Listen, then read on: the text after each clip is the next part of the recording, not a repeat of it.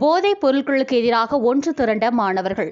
மது பாட்டில், போதை மாத்திரை, புகையிலை வடிவில் நின்று மாணவர்கள் விழிப்புணர்வு.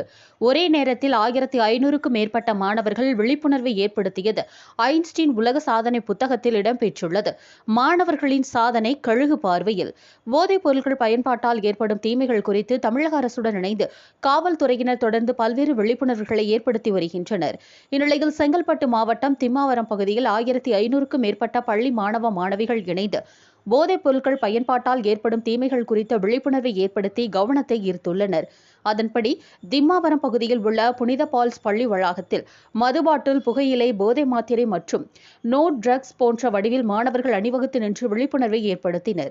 ஒரே நேரத்தில் 1500க்கும் மேற்பட்ட மாணவ மாணவிகள் இணைந்து நடத்திய இந்நிகழ்வு ஐன்ஸ்டீன் உலக சாதனை புத்தகத்தில் இடம் பிடித்தது. முன்னதாக இந்நிகழ்ச்சியை துவக்கி வைத்து பேசிய பிரபல கவிஞரும் எழுத்தாளருமான மனுஷ்யபுத்திரன், போதைப் பொருட்களை தடுப்பதில் தமிழக காவல்துறையினர் தொடர்ந்து கவனம் செலுத்தி வருவதாக குறிப்பிட்டார்.